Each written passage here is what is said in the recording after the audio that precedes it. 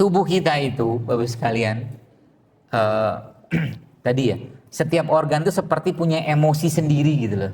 Setiap organ tuh punya ruhnya sendiri, ya. Kayak ini biar gampang ya. Dan tiap itu tuh emosinya beda-beda. Setiap organ tadi. Nah, ginjal ini, ya, biasanya kaitannya juga dengan penghargaan, harga diri, dianiaya. Percaya atau nggak percaya, saya ketika ada orang konsul kayak begini, kadang-kadang saya nggak langsung kasih herbalnya apa. Contoh nih, ini kejadian nyata kemarin, bukan kemarin, beberapa bulan yang lalu. Ada teman dia konsul, ibunya bukan asam uratnya, ureum kreatinine tinggi. Itu loh indikator ginjal itu kan. Dan katanya itu sudah disarankan untuk cuci darah. Saya bilang sama dia, coba kamu kumpulin kakak-kakaknya, anak-anak ibu. Saya bilang, ya, anak ibu kumpulin bareng-bareng, ketemu ibu, kemudian hargai ibu, bilang ibu you're not alone, Anda nggak sendirian, kami ada, kami dekat, bla bla segala macam. Itu coba lihat nanti efeknya apa, saya bilang. Karena merasa sendiri, merasa nggak dihargain, itu perginya ke situ. Dan ternyata benar, mereka kerjain itu, ibu dibikin happy, dibikin bahagia gitu, ternyata perlahan membaik semua loh. Sampai kayak begitu efeknya. Ya, termasuk ini nih. Mungkin ada sesuatu yang mengganjal dalam diri sang ibu ini. Karena kan kalau dibilang sudah pantangan, nggak makan purin apa segala macam sudah dikerjakan, berarti ada yang lain. Nah, yang lain tuh apa? Kebanyakan tadi harga diri, penghargaan, merasa sendiri. Dan ini kemarin juga ada ketemu satu bapak-bapak kayak begini. Ya, saya tanya, bapak sekarang kerjanya apa? Pensiunan. Mungkin dari situ saya bilang, kenapa? Hubungannya apa? Ya, dulu bapak pegang uang, dulu bapak bisa mengendalikan rumah tangga, versinya bapak ketika masih kerja, sekarang nggak kerja lagi, post power syndrome, bapak merasa apalah aku. Nah, itu nggak boleh. Paham ya? Jadi gini loh Bapak sekalian. Ini makanya Islam itu memberikan pedoman yang luar biasa kepada kita untuk pede. Untuk pede. Sebutlah ini uang. Ya, misalnya ini uang 100.000. Kalau saya tanya siapa yang mau, semua mau. Uang ini, ya, saya remek-remek begini, saya tanya lagi siapa yang mau, tetap aja yang nunjuk banyak kan? Oke? Lalu uang ini karena sudah saya remek-remek gini, nggak hancur ya, masih nggak rusak, saya injek-injek di kaki saya. Oke? Terus saya tanya lagi siapa yang mau uang ini, tetap aja nunjuk. Itu uang.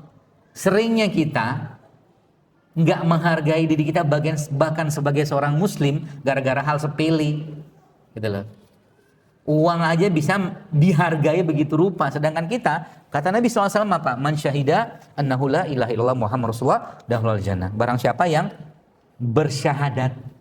Coba. Kemudian apa? Dan dia mengakui Allah, mengakui Rasulullah SAW sebagai utusan Allah, dan bahkan dia tidak melakukan katakanlah amal ibadah apapun sepanjang dia nggak syirik, dia akan masuk surga. Tentunya diazab dulu ya. Tapi itu luar biasanya kalimat tauhid tadi, maksud saya gitu. Berharganya diri kita. Maka dalam Al-Quran Allah bilang apa? Allah memuliakan Bani Adam, anak-anak keturunan Adam, kita ini semua. Ya, jadi ibu ini saran saya yang bertanya ini, coba diangkat ibunya. Dimuliakan, dihargain supaya dia tidak merasa apalah aku. Gak boleh. Jangan pernah merasa siapalah aku. Aku ya muslim. Allah memuliakanku, gitu loh. Siapapun latar belakang kita, ya, mau kata dari keluarga biasa, keluarga hebat, dalam Quran tuh kata kunci cuma satu, inna akramakum indallahi atqakum. Yang paling mulia itu hanya yang bertakwa. Selesai. Harus pede. Rumah cuma 3 kali 3 doang, enggak apa-apa. Enggak punya rumah ngontrak, enggak apa-apa. Tapi mentalnya itu yang terjaga. Aku nih hambanya Allah. Aku bisa datang ke masjid. Aku punya Tuhan yang maha kaya. Selesai. Gak ada lagi ya cerita-cerita kita gak pede itu. Ya, Anda bayangkan kalau kalau pernah tahu kisahnya Rubi bin Amir itu. Rubi bin Amir ini kan salah satu sahabat Nabi yang diutus oleh Sa'ad bin Abi Waqqas untuk ketemu dengan Rustum, panglima Persia. Rubi bin Amir sekalian sudah tua. Dia ikut perang saat itu, perang penaklukan Madain sekalian. Bawa alat perangnya, alat perang boro-boro pedang segala macam, pisau dapur, panci segala dia bawa sama dia.